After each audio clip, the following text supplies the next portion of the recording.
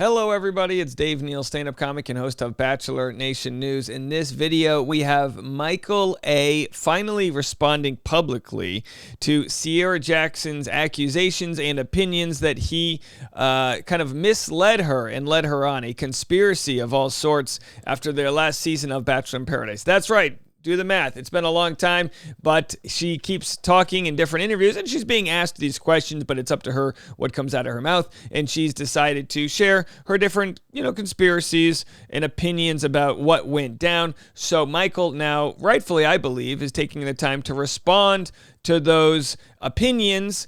And here he is sharing the DMs between him and Sierra that he says call her out. She pulls a reverse Uno on him. He's going to read it all live for you, so you're going to listen to what he has to say. Do me a solid. Follow me on Instagram for stand-up show updates. Seattle, August 24th, and Huntington Beach, August 17th. Going to be tons of fun. I'll be headlining those shows. We'll have an after party, and we'll be hanging out. It'll be a ton of fun. And I'm also going to be on a Bravo-themed stand-up show earlier in August, I think next week. But anyway, if you want all that information, go to my Instagram at DNeals, and also go to patreon.com/Dave Neal to continue the behind-the-scenes conversation of these different topics. I take these topics, I give you my full 100% unfiltered opinion on what's going down. So if you want to hear that, that'll be today at 10:15 a.m. this morning, and you can go listen to that and every afternoon Bachelor Rush Hour, the hit podcast. Okay, let's get into it. So Michael was on the She's All Batch podcast,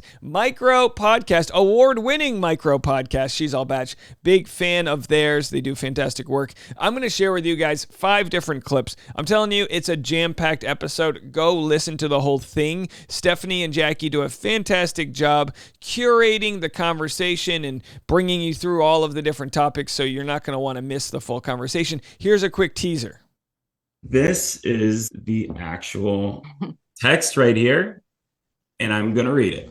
This is the last time I'm talking about this, and the only time I... All right, and we're going to listen to it. So anyway, here is some of what was said. Now, it's not just the conversation around Sierra. We didn't realize this, but according to Michael, he was really up to become the next Bachelor. In fact, he talks about it at the 35-minute mark. I'm going to not cover all of it, but there is an aspect here where he discusses, and again, because I want to let you guys go listen to this all by yourself. There's an aspect where he describes when he was still flirting with Katie Thurston, when he didn't know she was in a relationship. Of course, that one was Blake Moynes, and kind of mentions how he felt dumb afterwards because he didn't realize that everyone was going to see his thirsty, he commented on her page something kind of thirsty. So he shares all of that, but let's go to the part where he was close to becoming the lead. I remember speaking with Katie about it, and she had a really rough time with a lot of things, and I was like, you know what, this doesn't seem too exciting. And we had tons of conversations about being the lead, not just after Katie's season, but they asked me 3 separate times. Wow. And are these like full-blown meetings with contracts? Because some people have like the passive phone call. These are top ABC executives. It was very, very real. They had production crews in Akron scoping out places. There was discussions that they were going to move the mansion. Like Emily Maynard? Yeah. They were going to move it to Akron, so I didn't have to be away from James. Wow, so it actually seems like Michael was way closer to becoming the lead. You have to imagine that this would anger the producers if they thought they were going to get him, and then all of a sudden they didn't, and then they have to scramble to try to get Clayton or another lead. But hey, that's what the producers do to contestants all along, right? The producers string contestants along, so I have no problem with him stringing producers along. Saying to you, like, oh, we're going in a different direction. Yeah. Oh, yeah. Yeah. I told. It was yours. Yeah. Oh, yeah. So he mentions it was his decision not to be the Bachelor, not theirs. 100%. How do you know 100%? I had all the contract. I was going to say, did you sign a contract? I had to call them and tell them no. And they were very upset. Wow, interesting. But even as upset as they were, they still kept him around, of course, for Bachelor in Paradise. So they understood the value in Michael's story. So let's go to the next clip. Things are valid. doesn't mean your behavior is. Okay, so now let's rewind a bit. This is now he's finally addressing the Ciara situation. And again, I'm not going to relitigate everything Ciara said. A lot of what Ciara said was her opinion. But like I said, we can have opinions about everything, but it affects Michael and his relationship. If her opinion is that he did something that was mischievous, she doesn't have any proof, but she kind of has that confirmation bias. We see a lot where people will, oh, you texted Jasenia beforehand, so you must have been going out against me. Like, we kind of do that thing, the X-Files thing. Oh, Michael had to have planned this all. He couldn't have just not been into me, when in fact, usually that's what it comes down to, is someone just isn't that into you. Campaign online, talking, giving her thoughts out there. But, there's this thought that, just because your feelings are valid doesn't mean your behavior is. And I have reached out to her multiple times privately to try to find common ground. Like, if you have questions, like, let's talk about this. And because I believe if you handle something private, then you're seeking resolution. But if you're taking something public, are you just looking to create waves? Interesting. If you're doing something private, you're seeking resolution. Now, we always accuse former Bachelor contestants of being on the show for the wrong reasons. They all moved to LA. This is a guy that lives in Ohio. He's a single dad. His wife passed away. He lives in Ohio. So you can understand that he doesn't want to drag out a lot of the past. I mean, it aired on the TV show, and that was that. I'm not here to say, like, that Ciara's not hurt. I just know that if she was trying to, find a resolution or heal or something, at least me, I would much rather prefer to do that, like, offline. And everybody's different. And I don't think Ciara's hurting anymore. I think her initial response might have been maybe she felt dumb or used or whatever after that situation. I think now she just doesn't care. And she's saying, I don't owe him anything. I'm just going to share what I feel, which, you're allowed to do. And she's allowed to do that, and he's allowed to come back and say, this is wrong, and here's X, Y, and Z, the reasons why it's wrong. So both can be valid and fair, which is why I think it's good that he went on the show, because it's not necessarily him stooping to her level. It's him sharing his side of what went down. Everybody who goes down on the show, it's a dating show. People request people, like, they want connections to happen. The show relies on that, that fantasy of falling in love and actually working in real life. They need those stories. So he mentions then, and just to summarize that, the show asks, who are you interested in? And he said he was interested in Ciara and Danielle. He doesn't say that there was anyone else on his list. But as we know, Brendan Moraes goes down. Who are you interested in? Natasha, but I'd really want Piper. Now, we, of course, know that Brandon was dating Piper, even if they weren't official. They were definitely dating. I think audiences wanted Danielle and Michael to be the next. They wanted that connective tissue that might not have existed, which was that Danielle and Michael had this all planned out from beforehand, which nobody has said that. Now, if Danielle wants to come on some tell-all and actually be like, oh yeah, Mike, now let's have a hypothetical. And again, this is just a hypothetical. Let's assume Danielle and Michael end and their breakup's really nasty. And then Danielle could say, well, Michael wanted to plan this all along. Here are the messages of him fake calling me and texting me and all these things. If that happened, this story would be wild. Ciara would be validated and all of this. There is no evidence for that. It's almost like, oh boy, we're going to make it political. All the people that want to say the last election was stolen. Find me the flipping evidence. We have judges that were appointed by Trump that all said in different states all over the country that there was no misdoings, to the point where the Dominion voting machines, and then the other voting machines are also in a lawsuit, won a settlement with Fox News, the greatest defamation settlement of all time. It was like $750 million. Find me the evidence. We always want the evidence. It doesn't exist here. It didn't exist politically. I just triggered somebody. We lost 3 subscribers, and I'm going to get a 1-star podcast review. What have I done wrong here?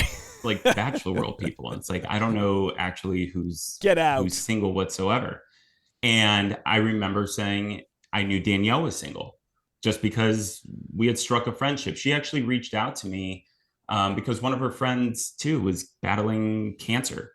And all right, so Michael says that Danielle reached out to him. Very good. We're having fun today, folks. Oh, Dave, how come your podcast doesn't have 100,000 subscribers? I don't know, because I can't help but tell the truth as I see it, and that pisses off some people, and that's okay if we lose you out there. We weren't meant to be for everybody, I'll tell you that much. That's what my mom always told me. My mom always told me, Dave, just remember, you're going to be a power recapper one day, but you're not meant for everybody. That would have been the easiest route for me. So Michael now describes the easiest route for him. How did I turn Bachelor in Paradise into a political conversation? What a chef's kiss, right? This might be our top video of the year. So now we have what Michael defends. The easy situation would have been to go to Casa Amor and ditch Sierra that way. But he says he gave her the rose. Here's a nice rose here by Alicia, crocheted roses. He said he gave Sierra the rose so that she would have the power the following week to stay in the game how she saw fit. He didn't leave her high and dry. He did the noble thing. Production wanted and favored me so much. They would have said, dude, do not do this. Take the rose. Something's happening. There's going to be a split. He's being sarcastic. He's saying this didn't happen. If I didn't break up at that point when she had the rose, our storyline is buried and it's the same as everybody else's. Sierra goes to the other house. Danielle comes down. And it's just like everybody else who had a relationship. It's like Rodney and Lace. Rodney and Lace. I mean, literally everybody. So Michael then talks about how there was some favoritism that existed. None of his doing, just the fact that they protected him. And again, he doesn't say that they protected him, but we know Michael got a very favorable edit. And rather than look at it as if Michael had something to do with it, look at it as the producers wanted to keep him around probably. They were ready to bring Danielle, but they didn't want to bring her too early. Like in hindsight, we know that they were a good fit. But in the moment, we didn't know that. Based on our previous interview. I mean... Because the main thing, I guess, of what I'm saying is that you're saying you didn't have a relationship with Danielle prior and you didn't know she was coming down. Yes, that's true. I'm just wondering, is there anything else we have not cleared up, covered? I mean, I think the idea that I was leading her on is, I mean, I can understand why she may feel that way. All right, so kind of something that they've already talked about there. And again, you can go back and check out the whole thing. 2 final clips here where we really see Michael kind of just showing his frustration, but I feel like it's validated. He doesn't come off like enraged, like how he's just saying, this is ridiculous that we're talking about this a year later, but he's got the proof he wanted to share. Things that are not baked in the truth. You bring up Danielle. You probably see the internet speculation. I see it on your Instagram. You post a photo and people are questioning, where is Danielle? What is the status of you and Danielle? Yeah, I mean, I'll say this. Being in a public relationship, it isn't fun. And Danielle and I both agree that the only people that should be in our relationship are us two. And so we think just the healthiest way to have a relationship is to keep it private. And we both love each other. All right, so there he is saying we're not going to share any more information with the audience. And let's go to our final clip where he exposes the DMs he received and how it doesn't line up with Sierra's story. Michael, Yeah. Michael, is there anything else you want to say that we didn't touch on? Oh, one thing we didn't talk about. What? Yeah. Actually, I think this one's important too. If I'm being honest. When Sierra called me out on Twitter, and she mentioned this on your last podcast, was, that I texted her at 6 a.m. and I was like, why are you speculating that you have these tweets or these receipts about me and something scandalous? This is the actual text right here, and I'm going to read it. Okay. At 6 a.m, I say, hey, saw your tweet. please release any receipts you have. I know what they are, and I'm fine with them. She writes, why is this how you're choosing to start your day? And I said, just tired of you attacking me. You know I'm happy, and you continue to stir the pot. I honestly don't want to have a discussion with you. Just wanted to let you know that I welcome the release of any and all receipts you have. Her response, that tweet has more to do with me and something Eliza is going through, not you. But thanks for exposing your guilty conscience. I'm glad you're happy, Michael. I'm not attacking you. And there's honestly no point to. So when what was the tweet though? Was it her tweet was alluding to the fact that she had all of these receipts about me. And if you go on Twitter, everyone's like, release the receipts about Michael A. And she's not clarifying anything. She just said on your last podcast, she has all these receipts. And when I called her out on it, she's like, how vain of you. All right. So, yeah, I mean, Sierra pulled the reverse Uno where she says, oh, that wasn't even about you. But, of course, everyone assumes it's about him. Was it really about him, or was she then called out and she says, oh, that wasn't even about you? These things get so messy. I'm not anti-Sierra. I'm not necessarily pro-Michael. I'm just looking at this as an outsider who doesn't know anybody here, realizing, look, it's more messy. The show's messy.